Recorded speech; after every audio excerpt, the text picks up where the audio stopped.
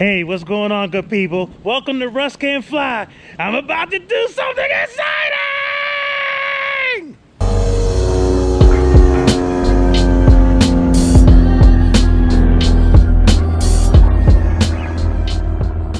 Okay, so yeah, you can see by the thumbnail what I'm about to do, and I cannot believe I have this fantastic opportunity.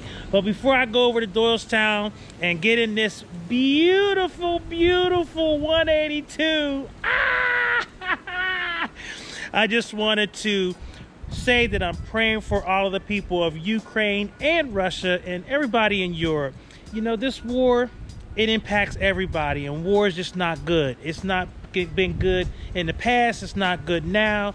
There's just nothing good that can come out of it. But I pray that the people of Ukraine are hanging in there, and that they're, you know, that we could just limit the amount of people who are hurt, you know, or killed by this, you know, unnecessary wars, if you ask me. But anyway, also wanted to just thank you guys for your support from those last videos, and I do apologize for that last thumbnail. I wasn't trying to be misleading or trying to do clickbait or anything like that. It was just one of those things where when I thought about getting back into the airplane after my emergency, what was in my mind was represented by that thumbnail. As far as I was concerned, I had an off-field landing, and so that was what was playing in my mind. So that was a pictorial representation of what I was feeling psychologically as I got back into the airplane. So at any rate, I don't want to belabor this.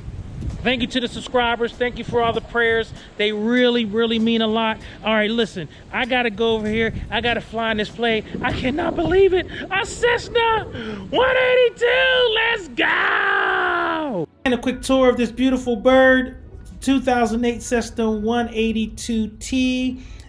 It has a Lycoming IO 540, 230 horsepower, a 3-blade constant speed Macaulay prop. Just a gorgeous, gorgeous bird. And then on the inside, look at that! Oh my gosh, G1000s, glass panel. I mean, this is just the stuff of dreams. Of course, I am like very intimidated by all of this. But man, one of the most beautiful panels I've seen to date, and back in the back seats. All right, enough of the tour. Let's fly. Oh, right there. Easy peasy. Lemon squeezy. Cow flaps. Oh, yeah. lots of other stuff on here. Some new stuff. Yeah. It's like rudder trim. Yeah. So climb up. VY is 80. Rotate 55, just like most of the Cessnas now. Stall is 50 full flaps and 54 clean. Okay. Best glide is 63. That's at 2100. At full gross at 76. So I mentioned Philly because I think what we'll do, we'll head out to the practice area. Okay. Mixon, you know, do some slow flight, yada yada, and then you'll program the sucker over to Philly Northeast. Okay. And then we'll have you used the G1000? No. Okay. I just completely new. As you can hear, I am extremely excited about this flight, and I am just so thankful to Dr. Joel for taking me on this flight and giving me this phenomenal experience. You know, you see me talking about cow flaps and rudder trim, and you asked me if I knew anything about G1000s. I'm like, nope. But man, this is gonna be awesome, so I can't wait. So fuel injected. Okay. Oh, look at that. That is just crazy. Fuel pumps on. We're gonna watch for fuel flow right here. Oh, gotcha. We got flow. Let it stabilize off, and then for the fuel injected systems, everything's out. Just crank it a little bit on the throttle. Okay. Mixture, this is your prop, so the mixture is going to advance forward once you crank. Clear. All right, so you can go ahead and do that. Okay. But you're not going to do throttle. You're going to do the the mixture. That's you. Okay, so there was a lot going on, and I will say that, you know, I'm not used to like fuel pumps or fuel injected engines. I mean, normally I fly naturally aspirated engines, and so there was just a lot going on. But the good doctor, I mean, he is just so calm and peaceful in his delivery. It really put me at ease, so I really appreciated that. Normally I would be really anxious because all of this is new, the avionics are new, there's a lot going on. But he made me really comfortable in the cockpit, and I really appreciated that. All right, so for my non-pilot peeps, I wanted to give you a graphic representation of just how different that cockpit is with those G1000s. As you can see here, this is your classic six-pack, and this is what I've been used to training on for all the time that I've been flying. You've got your airspeed indicator, you've got your attitude indicator, you've got your altimeter, you've got your turn coordinator, your heading indicator, and your vertical speed indicator. This is what I'm used to seeing when I go into a cockpit, and I know where to look for all of the different information that I need when I'm flying. As compared to this, which basically is one. So let me back up. So there were two screens, as you can see in that, you know, when I did the inside tour, there were two screens, one on each side, that looked like this. And in these screens, it incorporates these various instruments into one screen. Now, if you remember the turn coordinator, basically this little triangle represents this ball. And so you can see it is very different from what I was used to. So just wanted to give you an indication of what I was looking at in the cockpit of that gorgeous 182. You can feel how heavy it is. Okay, so wait, one's up, that one's down, that one's up, that one's down. Elevator's good. No, we don't do the rudders on this one. Okay. Okay, so as far as flight instruments, FD, we have no X's, everything looks good. I'm going to do something. So I want to, first of all, I want to have that little guy. So Okay, that's for traffic? Well, it's showing traffic, but we don't have to. Altimeter 3034. Remarks. 3034. I don't know how to adjust it. 500. So, Barrow. Okay. Town Airport. Automated weather observation. 034. Oh, okay. We're going to do it here also. Zulu. So in addition to the PFDs, or the primary flight displays, there were also backup steam gauges at the bottom of the G1000s. And of course, you know, as I was flying, that's what I was looking at. And so it's just very interesting how you are oriented to what, you know, type of gauges you're used to using. But I definitely like the way those PFDs were set up on those G1000s. Sweet! And the electric trim is right here. You use both thumbs, and you can see it there. Okay. And you have to check that you're not going to get a runway trim. It should not move if you're only pushing on one. The disconnect is this button, the red button. Okay. So if you have autopilot on, you want to disconnect, hit this again, or hit that red button, go ahead. Okay, gotcha. Disconnect. Or you pull the autopilot breaker right here. Okay. Is this real life? I mean, seriously, do you hear all this stuff that's going on? Electric trim, autopilot, all of this stuff. I mean, it's just crazy. But I love it. I mean, it's just, I'm learning stuff and we haven't even taxied yet. Okay, so let's go ahead and we'll taxi. At your controls. At my controls. And I said my controls like I'm all confident. Man, I was shaking in my boots. But I will say that, you know, the taxiing thing, you know, that operates just like the 152s or the 172s. But I was definitely taking my time. Okay, looks like we're clear left. Clear left, clear right. Clear right. Clear left. The other left. No, but seriously, the other thing to remember, keep in mind, is I've never come from these hangars. I mean, I'm completely on the other side of the airport. So even this was a different perspective. So it was just so different. So what was taxiing like? You know, was it different from a 172? Yeah, a little bit. I mean, it was very responsive on the rudder pedals. Right, a little bit. But I will say that the sight picture was a little different in terms of where I put that yellow line in relation to whether or not I was on it, you know, if I had that front nose gear on it. But other than that, it was pretty light and easy. And so it was actually surprisingly pleasant and not difficult at all. You just want to swing a little bit and do a run up here while they're... Run up here? Okay. Yeah, while they're getting ready to part. I'm not gonna lie, I was definitely anticipating the run up and was a little nervous to do it. Alright. Big set, mixture rich, and we're gonna go up. Which 1500? 18. 18? Yeah. RPMs are 2000, so come back a little bit. Alright. Alright, just like normal. Now 2 clicks to Alright, right mag, 2 clicks. Yep. Drop back to both. Yep. Left mag, 1 click. Drop back to both, and there's no carb heat. Nope. But now we do the prop check. So as this comes back, drop. Okay. The RPMs dropped appropriately. Full pressure is going to go up. Those on traffic, Cessna 25 Golf departing. You might see a little bump in the, Golf. where's the oil pressure? Right, look at it. The oil pressure went down. So that cycles the oil. Cycles the prop, The oil. So Okay. so that's what you need. And that's our idle check.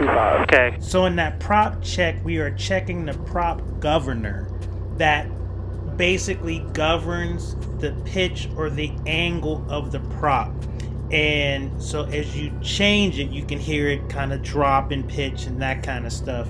And I will say constant speed prop and the engine is what makes this airplane a high performance and complex aircraft, because it has a constant speed prop and the engine is above 200 horsepower. So a lot going on. I'm loving every minute. Overwhelmed, but loving it. All right, so this is going to be a normal takeoff. Okay. 3,000 feet.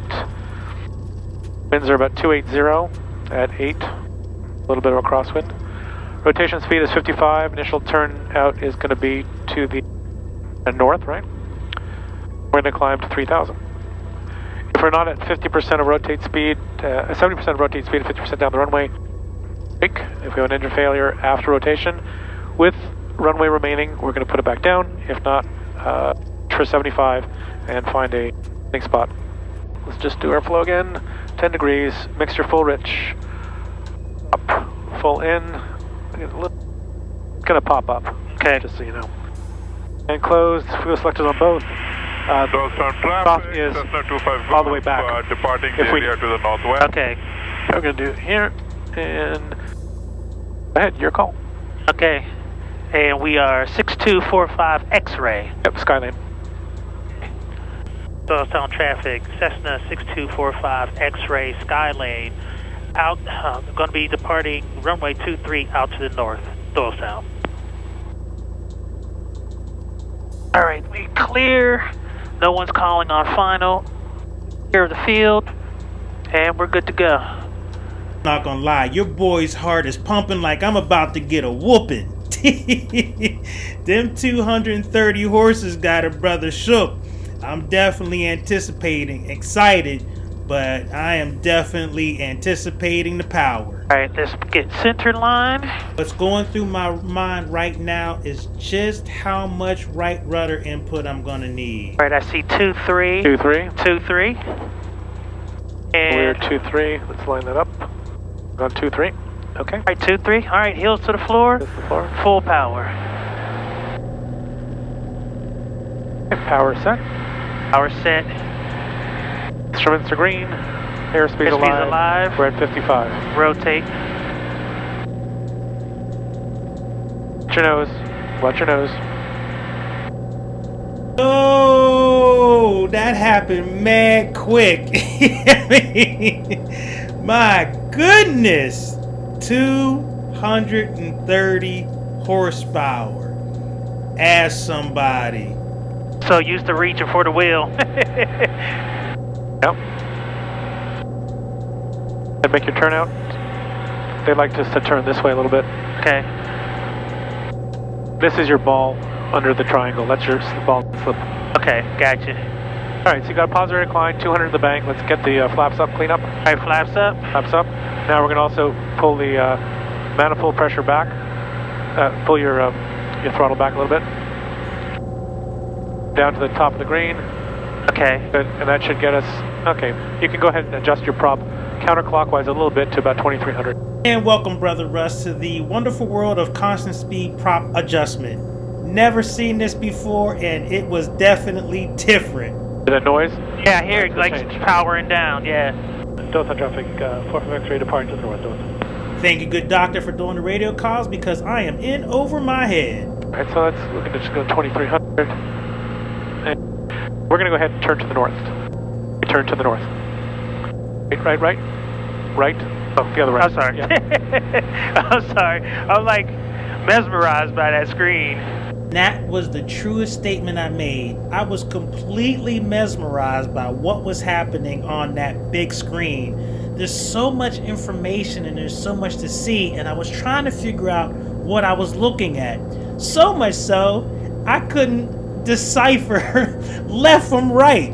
But you know, it's crazy. I mean, I love them, but it is just so different from steam gauges. I tell you though, stuff happened a lot faster. So 100 to go for my 3000. 1000 go. That's 1,000, right? I think there's a 200 beep also. We can, what's the cruise climb is what, 90? So we can get back with our, pitch up a little bit. This first time I've used electric trim too. And a quick note about electric trim. I couldn't discern how fast the trim wheel would move when I trimmed up or down. And so I had a hard time kind of dialing that in a little bit. And so just along with everything else, it definitely made it difficult for me to really dial in my speeds and like really trim the plane nicely. But I did like the fact that I didn't have to reach down to the trim wheel. So just got to get better at it, but just using it, but it definitely feels better than just reaching for that wheel. All right, so normally what I would do is to get into slow flight, of course I would start doing some clearing turns. Correct. And then beeping always caught me off guard. Like, what is that? I think maneuvering speed in the 172 is like 100, so they usually like 95 to 100. Yeah, what is it here? 91, but for max gross weight it's 110, so 100 is probably fine for us. Okay. Alexandria. Yeah, full fuel, but not fully loaded. 3000, we did our clearing turns, and I'm not seeing anything here either. Go ahead, pull your power back to like 1500. That's what's interesting too, is like I pull the power back, but it sounds like it's still moving fast. Alexandria traffic. Yeah, but you can see that you got a descent going now because there's less power to the Delta traffic, Skyline 45 X-ray, knock and mix in 3000 maneuvers. So let's slow it down a little bit more, maybe 12 inches. Okay, I see. It's your descent. And I really did have a hard time keeping my altitude in this airplane. Again, the pitch is only set, you only use the trim just like you would normally. Once you set your pitch, then you set your trim. Okay. With this power, you can see that you're still dropping. Oh, I see, yeah. And that was the thing, dialing in the trim and understanding the sight picture. And make a left turn heading 300, please. 300. We lost 500 feet, so we can't start this until we get back up. I'm really struggling with my altitude because this constant speed prop is taking away my ability to hear what the engine is doing. We're flying with power now, right? Because this is really not changing. When you get low, it's going to drop. But right now, it's trying to maintain that 2300 that we had in. You're going to have to add more power to get some climbing going. There we go. As you added power, that noise that you heard were the propellers changing their pitch, so they didn't overspeed. They want to stay at that 2300. Oh, okay. Let's continue down the river, or the lake rather. Okay. Down the lake. That's the beauty of the constant speed propeller. It wants to basically keep the same RPMs. The problem is I've gotten so used to a prop that when I change the power setting, it also changes the RPMs. Therefore, I get an audible clue as to what's happening, and I can better control my altitude. And so I really struggled here without that audible clue of what the engine was doing. Right, we're there. Good. Okay, so now go ahead and let's do that same exercise, pulling back the power, but keeping, you're going to be slowing down. So in order to do so, to pitch your nose up. Yep. All right, so we're in the white arc, so you can start putting your flaps in. All right, so 10 degrees. And I started with 10 degrees because I wanted to see what this plane felt like when I started adding flaps for slow flight. Watch my climb. All right, so I'm gonna put the rest of my flaps in here. Watch my altitude. So here's what I'm gonna say, and it's probably shocking. I was expecting this 182 to be very difficult to fly or to control in slow flight. I thought I'd have very little aileron authority. Nothing can be further from the truth. This thing was so docile. It was incredible. It didn't feel mushy. I didn't feel like I had to struggle. I mean, it was just amazing how well this thing flew with flaps. If you want to do a slow, stall, it's Okay. All right, so I'm gonna power out, drop, power out. put your nose down like you're going to be. Okay, now go ahead and back up. Keep going.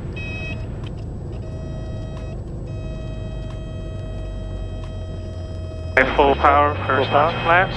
Yep, keep that down. Southbound traffic light support Delta Kilo is 5 to the northeast. Flaps going up. It was actually pretty docile. I was expecting a bigger drop. Didn't break much, no. Yeah. Establish a climb rate, good. Only we pitch for VY. Southbound traffic Cessna 9279 is turning Okay, so now power back, manifold pressure back to the green. Allow your nose to come down also, and you can go ahead and bring your back to 23. Okay. So I know I used to hate back in the 70s when you'd be watching the show and all of a sudden you see that dreaded "to be continued." But there's just so much more to show about this flight. I mean, it was just so amazing. I want to show everything, and this video is getting a little long. So I am going to continue with the rest of the flight. We ended up flying to Northeast Philly. I want to show that. I want to show the landings and all that good stuff. So I'm going to have this be part 1. Part 2 will be coming up. So you got to tune in next week. So thank you for going on this flight with me. I mean, a Cessna 182T Skylane. Awesome bird. So I'll see you next week. Thank you for flying with me, Russ Kid. Russ can fly. I'll see you next week. Peace.